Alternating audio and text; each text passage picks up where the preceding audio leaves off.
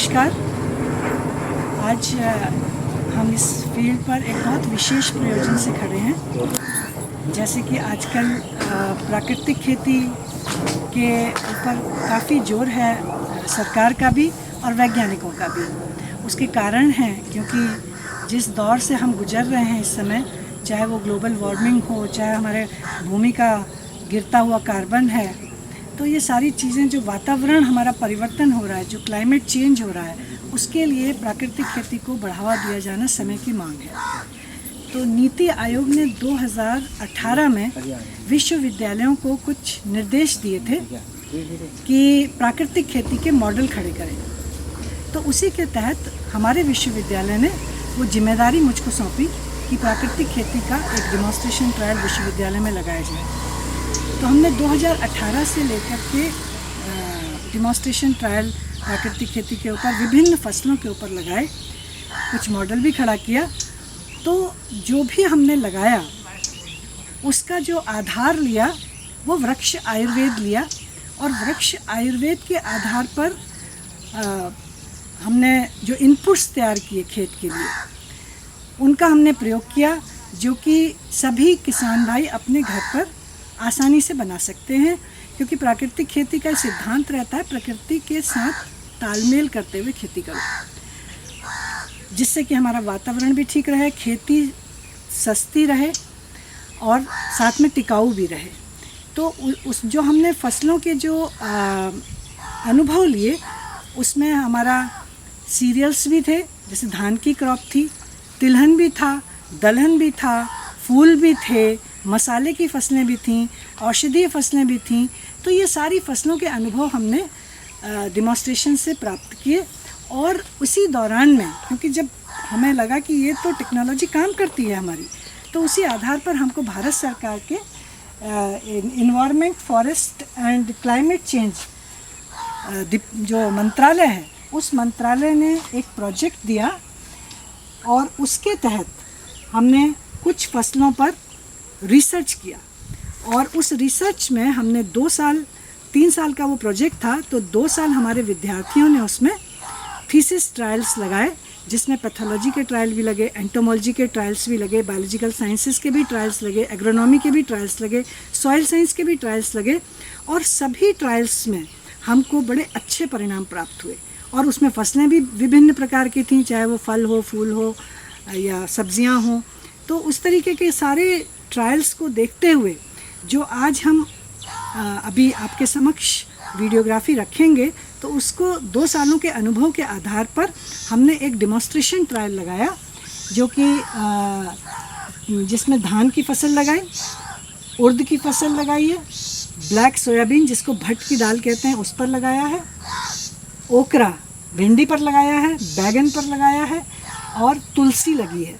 तो ये सभी फसलें इस खरीफ सीज़न में हमने इस डेमोन्स्ट्रेशन ब्लॉक में लगाई हैं। और इनमें जितने भी इनपुट यूज़ हुए हैं, ये सारे वृक्ष आयुर्वेद आधारित जो हर्बल कुणप जल है उसका इसमें प्रयोग हुआ है, घन जीवामृत का इसमें प्रयोग हुआ है बेसल डोज के रूप में, और हमने अलग अलग प्रकार के जो है हर्बल कुणप जल बनाए। यहाँ पर मैं ये बताना ज़रूर चाहूँगी कि वृक्ष आयुर्वेद को अगर हम देखते हैं, जो कि ऋषि सुरपाल ने लिखा है, और बाद में जो ये हर्बल इसके आगे जुड़ा, हर्बल कुणाप जल, सुरपाल जी ने बताया कुणाप जल, और हर्बल कुणाप जल कालांतर में इसको थोड़ा मॉडिफाई किया गया, क्योंकि कुणाप जल बनता है जितने हमारे एनिमल्स हैं उसके वेस्ट मटेरियल उसका आधार होते हैं। लेकिन हर्बल कुणाप जल, जिसको कि एशियन एग्री हिस्ट्री फाउंडेशन ने उसको स्टैंडर्डाइज हर्बल के रूप में किया, हालांकि उसके भी बहुत सारे वेरिएंट बनाए जा सकते हैं, उसका कोई फिक्स फार्मूला नहीं है।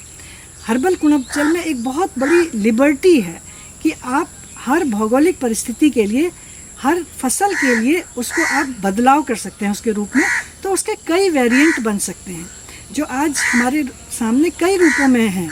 बहुत सारे हमारे पास कंकॉक्शंस किसान जो है, जगह जगह के किसान और मास स्केल पर उसका प्रयोग कर रहे हैं और अलग अलग नामों से कर रहे हैं, लेकिन उसका जो दर्शन है, जो उसका फिलॉसफी है, हर्बल कुणप जल की, वो वृक्ष आयुर्वेद के कुणप जल से ही आई है।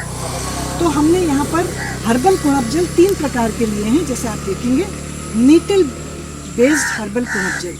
ये नीटल जो है ये एक बिच्छू घास लोकल नाम से जानी जाती है। ये जिला जितने भी हमारे उत्तराखंड के ज़िले हैं उनमें ये बहुतायत रूप से ऐसे ही खरपतवार जैसे पाई जाती है, परंतु बहुत उपयोगी है। इसका अगर हम केमिकल कंपोजिशन देखें तो ये बहुत ही वैल्यूएबल घास है, जिसमें कि प्रचुर मात्रा में खनिज हैं, प्रचुर मात्रा में प्रोटीन है, प्रचुर मात्रा में बाकी के तत्व पाए जाते हैं। तो ये इसके आधार पर हमने कुणप जल बनाया। दूसरा हमने 50%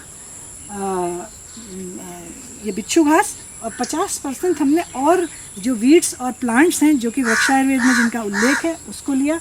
और तीसरा हमने बनाया जिसमें कि हमने नीटल ग्रास का उपयोग नहीं किया, क्योंकि हर जगह नीटल ग्रास नहीं होती है। ये परियोजना खास अल्मोड़ा ज़िले के लिए एक्सटेंशन के लिए मिली थी और R&D हम यहाँ पर इस विश्वविद्यालय में इसका कर रहे हैं। तो हमने बिना बिच्छू घास के भी एक कंकॉक्शन बनाया। और उसके अलावा हमने जो प्लांट प्रोटेक्शन करना है, पौध रक्षा सुरक्षा, उसके लिए अलग अलग प्रकार के पौधों का अर्क और उसको जैसे निमास्त्र है उनका निर्माण किया पौधों से, दशपर्णी अर्क का निर्माण किया।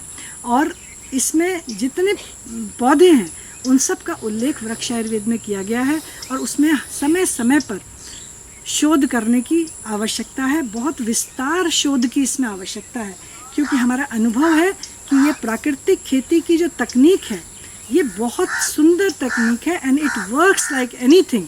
लेकिन इसमें कहीं कहीं पर कुछ इश्यूज़ हैं जिसके लिए, और ख़ास तौर से पौध सुरक्षा में, तो हमें उसके लिए वृहद स्केल पर शोध की आवश्यकता है। और मैं यहाँ पर हाईलाइट करना चाहूँगी इस बात को, शायद नीति आयोग ने इस बात को समझा है और इसीलिए जब अभी कुछ अक्टूबर मास में 2021 के अक्टूबर मास में देहरादून में मुख्यमंत्री साहब और नीति आयोग की एक बैठक हुई थी, तो उसमें नीति आयोग ने प्रस्ताव रखा कि पंतनगर कृषि विश्वविद्यालय को, गोविंद वल्लभ पंत कृषि विश्वविद्यालय को एक बड़ी परियोजना दी जाए, उनसे मंगवाई जाए, जिससे कि इस पर शोध कार्य हो सके। तो उस प्रस्ताव के कंप्लायंस में इस विश्वविद्यालय ने एक परियोजना, जिसमें कि हमारा एनिमल साइंस कंपोनेंट भी है और एग्रीकल्चर कंपोनेंट भी शामिल है, तो उसका बहुत सुंदर एक परियोजना जमा करके दी है उसको।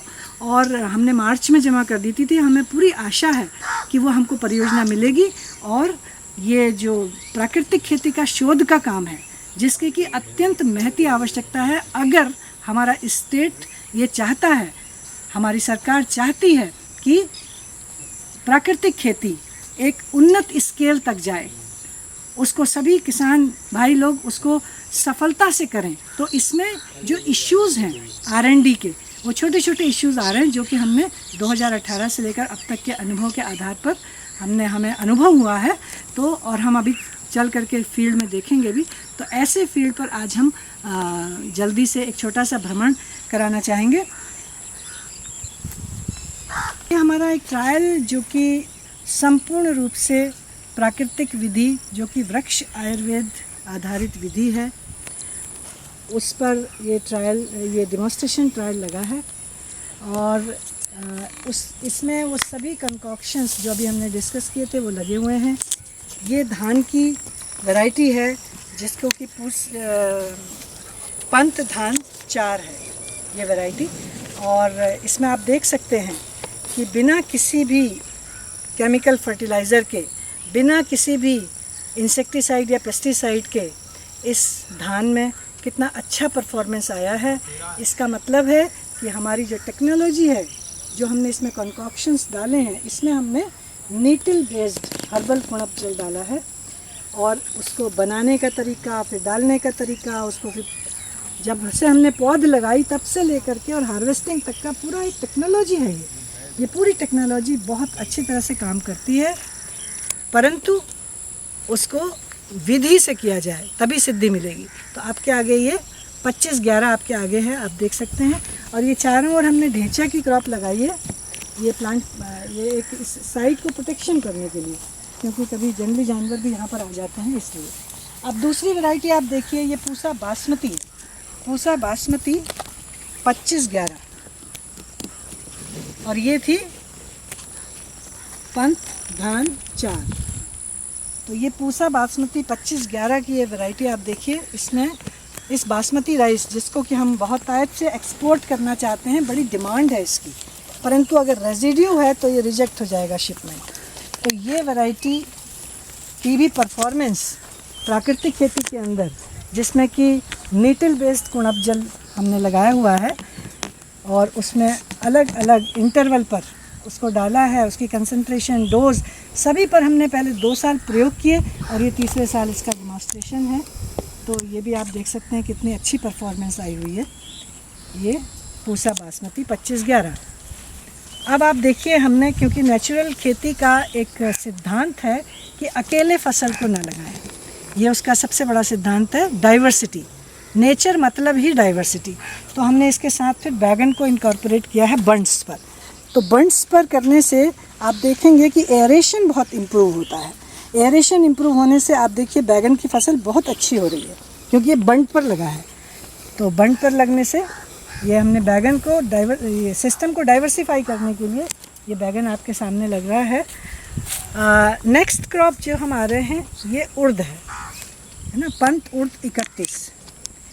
तो उर्द की क्रॉप है। अब इसमें मैं ये बताना चाहूँगी आपको कि ये उर्द की क्रॉप बहुत अच्छी हो रही है, परंतु इसमें थोड़ा सा हम लोगों ने जो कंकॉक्शंस डाले हैं, चाहे हर्बल कुणप जल है या प्लांट प्रोटेक्शन के जो निमास्त्र और दशपर्णी डाले हैं, तो शुरू में कुछ कीड़ों की इसमें, जैसे कुछ सकिंग कीट आए थे, कुछ लूपर्स आए थे, तो हमने डाला उसका ईटी लेवल, और पहले ही डाला बल्कि कि आए ना, लेकिन फिर भी कुछ आए। अब यहाँ पर ये बताना ज़रूरी है कि वृक्ष आयुर्वेद में बहुत सारे पौधों की लिस्ट है।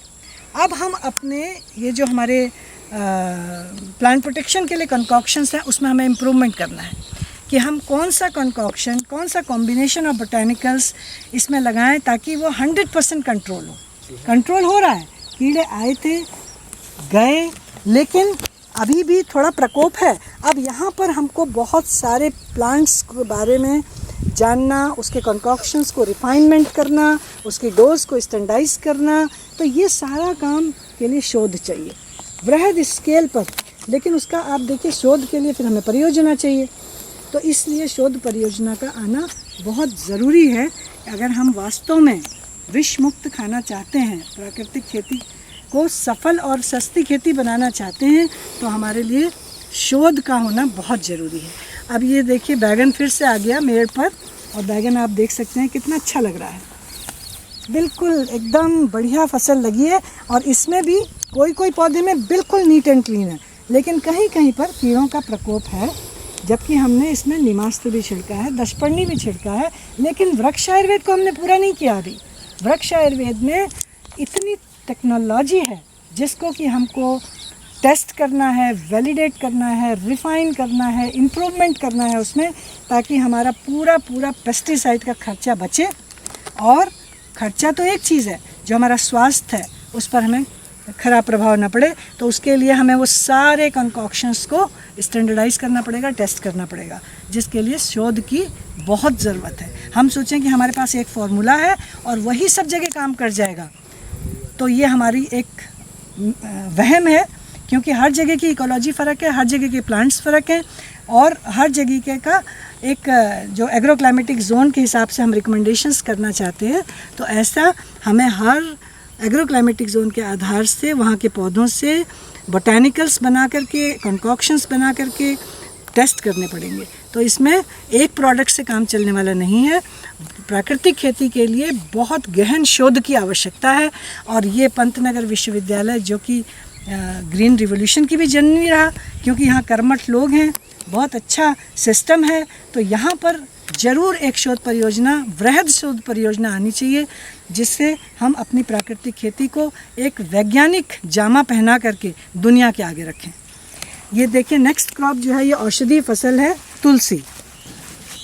ये तुलसी है, और आप देख सकते हैं कितना सुंदर एक पूरे फसल में बिल्कुल नीट एंड क्लीन क्रॉप तुलसी की खड़ी हुई है। तो ये अब ये इस समय बिल्कुल राइट स्टेज है, जबकि हमें हार्वेस्ट कर लेनी चाहिए ये फसल।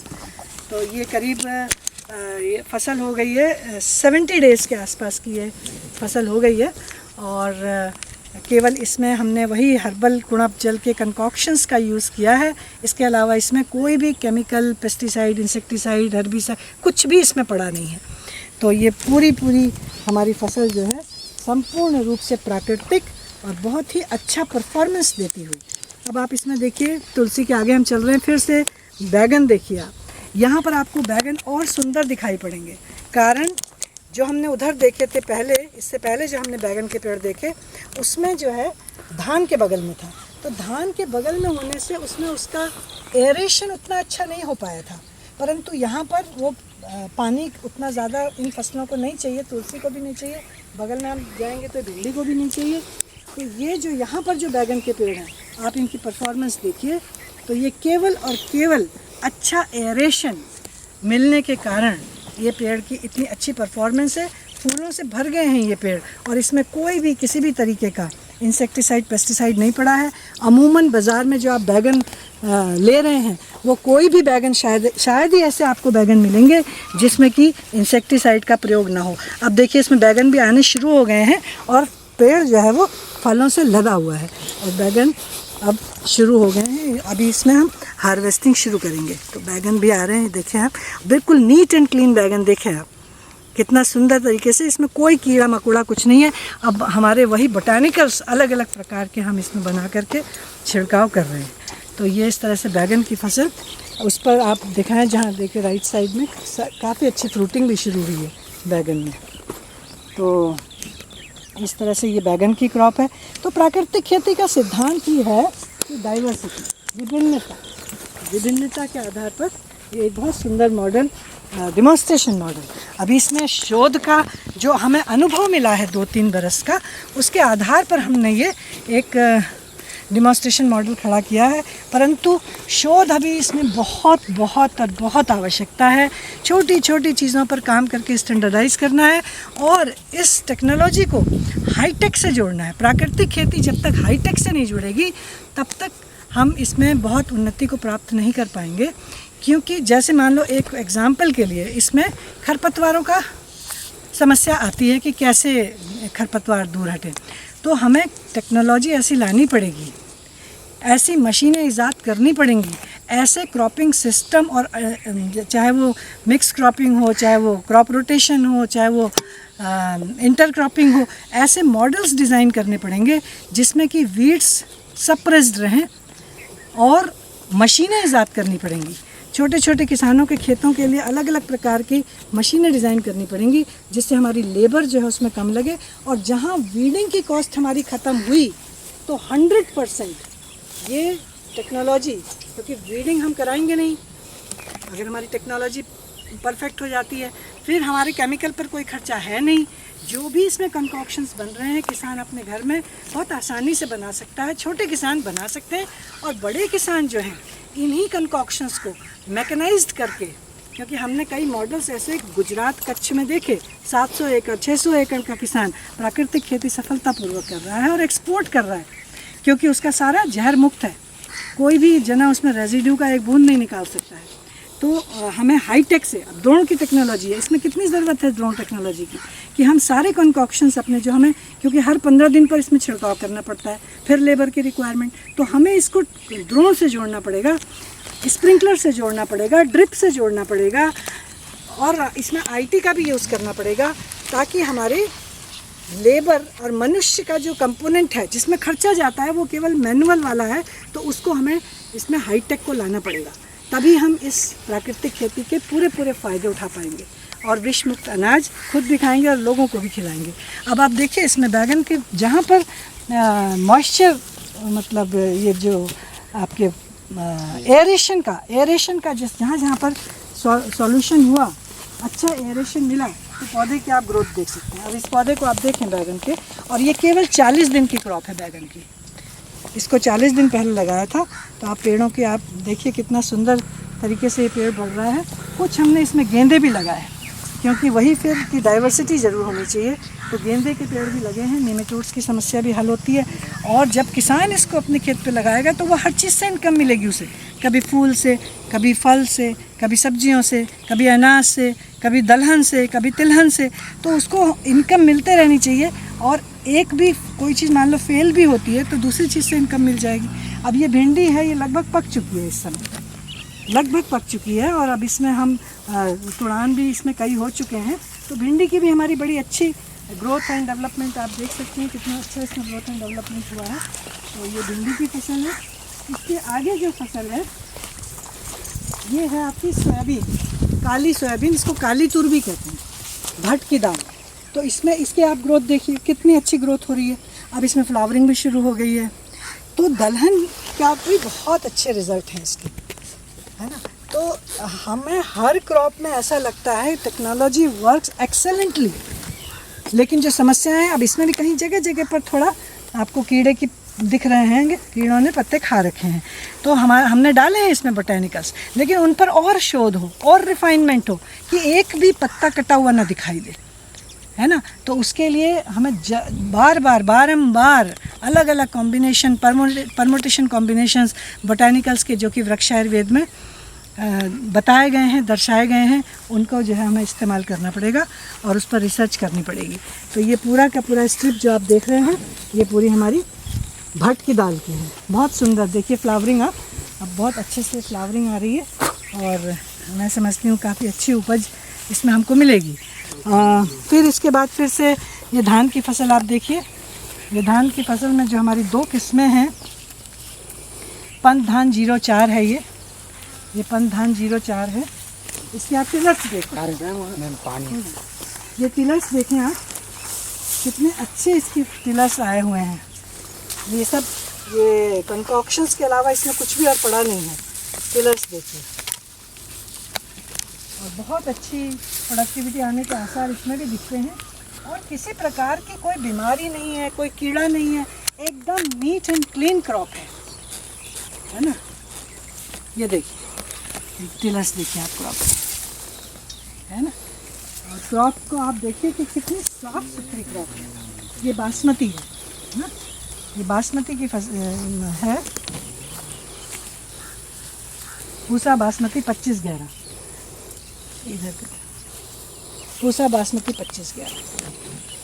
तो इस प्रकार से ये एक हमने मॉडल विकसित करने की कोशिश की है और हमें बहुत अच्छा कॉन्फिडेंस फिर से आया है।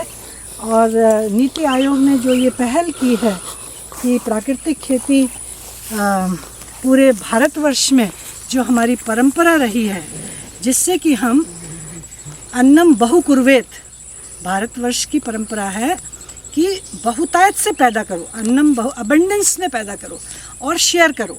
ये हमारी एक मूल परंपरा है। तो हम पैदा करते थे और हम इन्हीं विधियों से पैदा करते थे और हमारी productivity levels 20 ton, 18 ton, 10 ton, 12 ton, 1725 तक, है ना। जब से हम अपना खेती का इतिहास देखें और 1725 तक हमारे प्रोडक्टिविटी लेवल्स क्रॉप्स के, धान के जो रिपोर्टेड हैं, प्रकाशित हैं, वो बहुत बढ़िया हैं प्रोडक्टिविटी लेवल्स। उसके बाद धीरे धीरे एक और अनेक कारण उसमें समाये हुए हैं, हमारे प्रोडक्टिविटी लेवल्स घटे। मतलब पहले बहुत बढ़िया थे, फिर घटे और 1947 में निश्चित हम बिल्कुल भीख मांग रहे थे अपने पड़ोसी देशों से कटोरा लेकर के। और उस समय जो हमारी पढ़ाई की पद्धति आई, हमारा विश्वविद्यालय प्रथम कृषि विश्वविद्यालय है, तो उस समय जो हमारी पढ़ाई की पद्धति आई तो हमारे विश्वविद्यालय ने तन मन धन से इस देश की सेवा करी और ग्रीन रिवोल्यूशन टेक्नोलॉजी आई और हम निर्भरता से निर्भर थे हम, तो हम समर्थ बने और बल्कि हम दूसरों को देने के काबिल भी बन गए। तो लेकिन हम इस तरह से हम 3 फेज़ देखते हैं। हम संपन्न थे, बीच में गिरावट आई, फिर हम संपन्न हुए और अब संपन्न तो हुए, परंतु साथ साथ में जो 50-60 सालों में जो प्रॉब्लम्स रेज हुई हैं वो भी सबके सामने हैं। चाहे वो ग्लोबल वार्मिंग है, चाहे वो ग्लेशियर मेल्टिंग से rising water table, rising temperature और क्लाइमेट चेंज का जो एक पूरा सिनेरियो हमारे सामने आ रहा है और हमारे जो रिसोर्सेस हैं वो पॉल्यूटेड नज़र आ रहे हैं, तो हमको फिर से आवश्यकता पड़ी है कि हमारी वो तकनीक जिसमें कि हमारे प्रोडक्टिविटी लेवल्स बहुत ज़्यादा थे और वो हमारे हज़ारों साल उस टेक्नोलॉजी ने अपने ही देश को नहीं परंतु निर्यात भी किया। हम मसाले, कपड़े, कॉटन, औषधि पौधे हम सब निर्यात करते थे। जब वेस्टर्न जगत छाल के बनाए हुए कपड़े पहनता था तो हमारा देश कॉटन निर्यात करता था। तो ऐसा संपन्न देश में क्या टेक्नोलॉजी थी उसको हमें देखने की आज आवश्यकता पड़ी है और उसमें एक बहुत बड़ा योगदान एशियन एग्री हिस्ट्री फाउंडेशन का भी रहा है, क्योंकि वो जो ज्ञान जो संस्कृत में हम पढ़ते थे, समझते थे, व्यवहार में लाते थे, वो कहीं पीछे छूट गया था। उसको एशियन एग्री हिस्ट्री फाउंडेशन, जिसके कि फाउंडर डॉक्टर वाई.एल. नैने रहे, उन्होंने एक जनता के बीच में पब्लिक डोमेन में वो ज्ञान को ट्रांसलेशन करके लाया और उससे अब इसकी एक जैसे कहते हैं ना ज्योत जग गई है। किसानों ने जो फॉलो किया है उनको बहुत फ़ायदे हो रहे हैं और एक मास कैंपेन, भले ही वो हमारे वो ज्ञान वृक्ष आयुर्वेद का ज्ञान हमारे टेक्स्ट बुक में नहीं है, हमने एग्रीकल्चर पढ़ी, हमारे टेक्स्ट बुक में वो नॉलेज नहीं है, परंतु वो है तो उसको लाने का काम एशियन एग्री हिस्ट्री फाउंडेशन ने बखूबी किया है 1994 से लेकर करके, और आज भी वो उसी काम में लगा हुआ है। और इसमें डॉक्टर नैने, उसके बाद जो उसके चेयरमैन रहे और आज के वर्तमान में डॉक्टर एस.पी.एस. बेनीवाल उसके चेयरमैन हैं, और मैं अपने को बहुत सौभाग्यशाली मानती हूँ कि उस फाउंडेशन के अंदर एग्जीक्यूटिव सेक्रेटरी की हैसियत से मुझे सेवा करने का मौका मिला है। उसमें हम लगे हैं और वो इस विश्वविद्यालय में जब उसकी स्थापना हो गई, पहले हैदराबाद में था, परंतु डॉक्टर नैने की इच्छा अनुसार विश्वविद्यालय ने उनका मान सम्मान रखते हुए उसको यहाँ पर स्थान दिया। तो ये ज्ञान जब से विश्वविद्यालय में आया है तब से ये दिन दूना रात चौगुना विश्वविद्यालय की मदद से, उसके सहयोग से ये आगे बढ़ रहा है और ये पूरे प्रदेश के एक एक कोने में जाए, इसके लिए हमें प्रदेश सरकार से बहुत उम्मीदें हैं। वो रिसर्च जब तक नहीं होगा, इस बात को मैं यहाँ पर पूरे आत्मविश्वास और पुरजोर रूप से कहना चाहती हूँ कि अगर रिसर्च नहीं हुआ, इसमें शोध नहीं हुआ, तो ये ज्ञान फिर से एक डब्बे में बंद हो जाएगा किसी समय में और आगे नहीं चल पाएगा, क्योंकि इसमें लगातार शोध की ज़रूरत है। पीछे हमने जो भी टेक्नोलॉजी अपनाई उसके अभी बहुत अवशेष हैं, जिसकी वजह से अभी हम थोड़ा सा बैक टू नेचर देख रहे हैं। इसका मतलब ये नहीं वो टेक्नोलॉजी ख़राब थी, समय अनुसार वो टेक्नोलॉजी बहुत ही अव्वल दर्जे की थी, परंतु अभी ज़रूरत है समय की पुकार सुनने की, और उसके लिए ये वृक्ष आयुर्वेद का ज्ञान, वृक्ष आयुर्वेद आधारित प्राकृतिक खेती सबसे पहले उत्तराखंड के जन जन तक पहुँचे और बाकी जगह में किसान काम कर रहे हैं। इसी टेक्नोलॉजी के आधार पर बहुत सारे वेरिएंट बने हैं और वो बहुत अच्छा काम कर रहे हैं।